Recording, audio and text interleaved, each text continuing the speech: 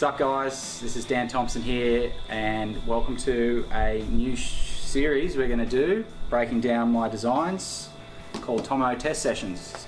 Today we're going to look at the El Tomo fish design, break down some of the elements of the board, the fins, the rocker, the template, give you guys an insight of how I came up with the board, and then go take it for a spin and see what you guys think. Cool, so the El Tomo fish is basically almost a remake of the old cane garden fish design I built back in 2004, 2005. It was just a high performance version of a retro fish at the time, and basically just modernised the concepts with some modern rockers and rails and pulling in the templates to be a bit more high performance. This is the outline of the board.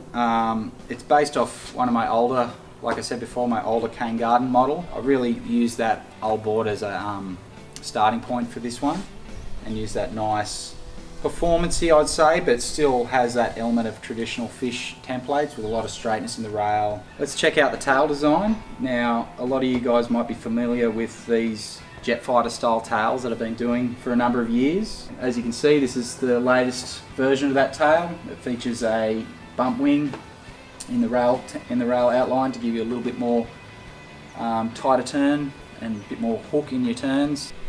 As you can see, the rocker of the El Tomo fish is very flat. It's flat entry, flat tail rocker.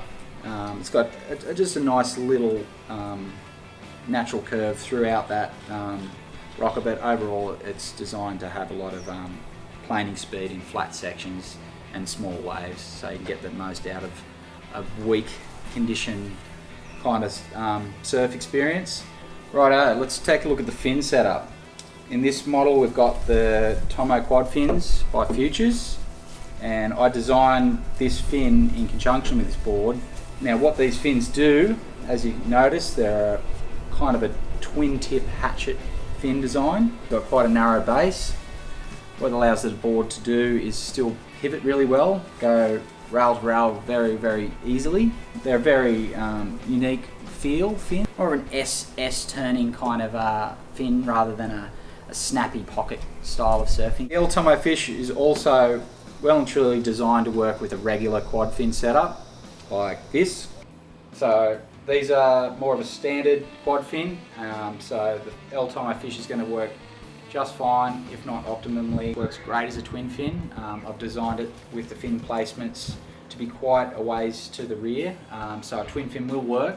A quad fin's my favourite for the El Tomo fish, but definitely give it a go as a twin fin. One small tip I would like to share with you guys is the grip placement. As you notice, I've made a little cutout of the arch bar and the tail kick, just to get that placement as far back as possible to allow your back foot to be either on or behind the bump wing of the board. I feel you get the most out of the board if you can get your foot right back there. Righto guys, that's the breakdown of the El Tomo fish. There's a good little wave out there we saw this morning, so we're going to go take it for a spin and see how this thing goes.